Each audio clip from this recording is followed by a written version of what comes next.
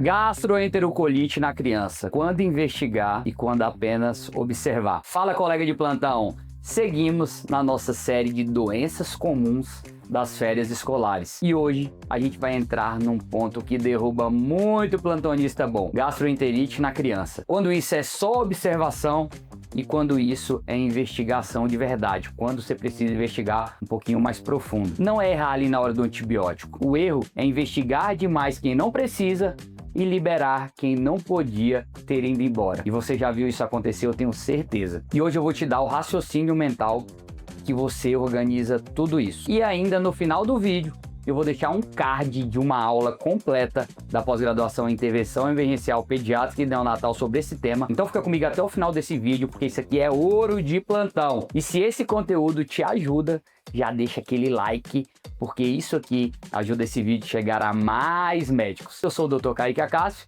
pediatra, fundador da Aura Educação. Aqui na nossa escola já formamos mais de 14 mil médicos no Brasil, com foco em emergência pediátrica e pediatria ambulatorial também. E aqui não tem teoria solta, aqui é decisão do plantão. Gastroenterite não é diagnóstico intestinal, é diagnóstico de perfusão. A criança, ela não fica mal, ela não falece de diarreia. Ela falece de desidratação não reconhecida. Então, antes de pensar em exames, você pensa sempre na hidratação. Falou de diarreia, falou de hidratação. Falou de vômito, falou de hidratação. Então você vai lá, ó. Estado mental da criança, como é que tá? Perfusão da criança, como é que tá? Diurese, ela tolera oral?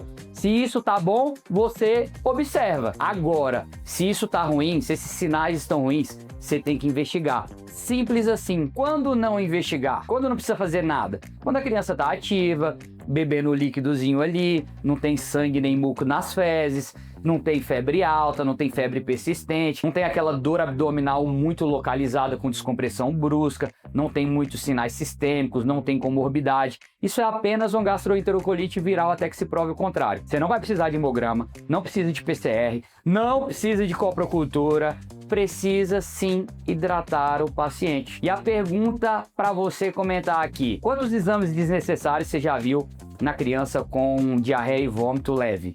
Isso acontece muito no pronto-socorro. E olha só, quando você pede esses exames na criança com gastroenterocolite leve, mesmo sendo viral, o hemograma pode vir com leucocitose. E aí você pensa já em bacteriana e entra erroneamente com antibiótico. E isso é um dos maiores desperdícios de recurso e de tempo do pronto-socorro. Agora, quando investigar? Aqui muda o jogo.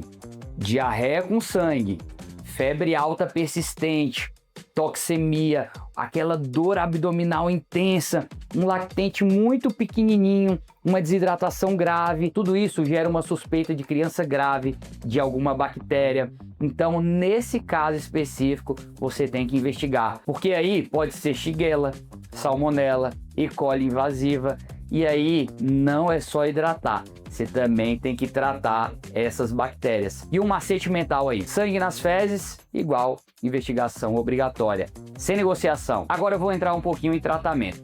Plano A: criança hidratada, soro de reidratação oral para casa, zinco de 10 a 20 miligramas por dia por 10 a 14 dias, mantém a alimentação, aleitamento também materno mantido sem problema nenhum, e orienta os sinais vitais. Você também pode colocar um repositor de flora intestinal. Eu gosto muito aí do Floratil por 5 dias, que ajuda a melhorar em até um dia a diarreia. E também pode entrar com os antieméticos. Eu prefiro aí a ondansetrona, é o medicamento que eu prefiro. Você tem ele em solução, tem ele em comprimido orodispersível, tem ele em filme, então é muito bom na pediatria. Agora, se o paciente tem vômitos repetidos, piora da diarreia, sonolência, oligúria, recusa alimentar, sede excessiva, se aparecer, volta pro PS. E agora vamos para o plano B: desidratação leve a moderada. Você vai passar para esse paciente sais de reidratação oral de 50 a 100 ml por quilo, de 4 a 6 horas. Vomitou? Ondansetrona. Se não tolera VO, os protocolos, eles mandam você fazer sonda nasogástrica. Gente, mas para aí, vamos pensar um pouquinho. É muito melhor você passar uma sonda nasogástrica na criança para hidratar ela ou pegar um acesso venoso. É muito melhor, muito mais rápido, muito mais prático, muito menos incômodo para a criança. Então eu não utilizo na minha prática real essa sonda nasogástrica. Eu vou direto para o EV. E agora vamos para o tratamento do plano C. Quando a criança está com desidratação grave. Aqui não tem jeito, aqui tem que ser hospital. Você faz uma expansão volêmica rápida, 20 ml por quilo de soro fisiológico ou ringer lactato e reavalia. Repete se precisar e só depois pensa no resto. E vamos para um caso real do plantão. Criança de 9 meses, diarreia com sangue e 2 dias de evolução. A criança está febril, chegou sonolenta, tempo de enchimento capilar de 6 segundos, pulso fino, extremidade fria, ela está com choque hipovolêmico.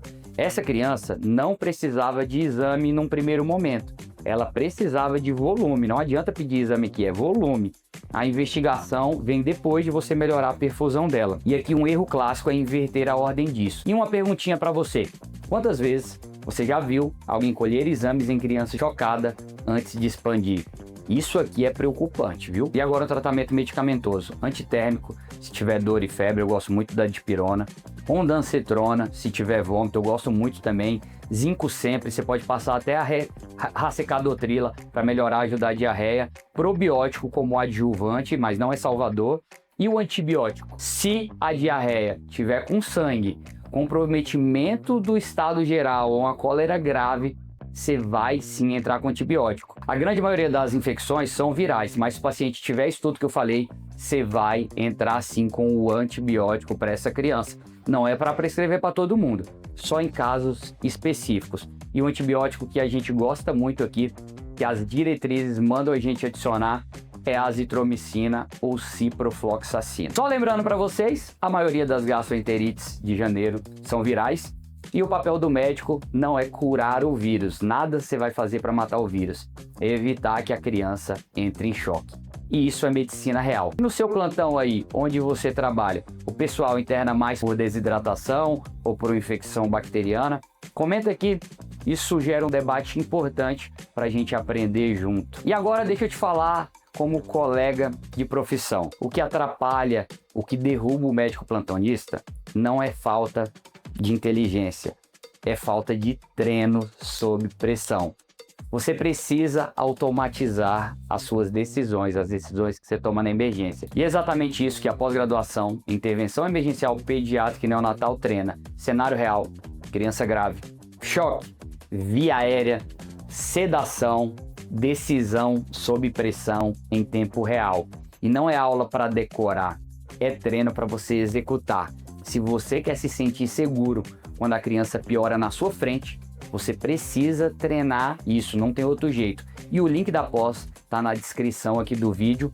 E no card eu vou deixar a aula completa de gastroenterocolite da pós-graduação, aprofundando tudo isso com casos clínicos. Se esse conteúdo te ajudou, deixa o like aqui no vídeo, se inscreve no canal, porque aqui a gente fala de vida real do plantão, de decisão segura, decisão rápida, decisão sob pressão, para você se tornar um médico melhor.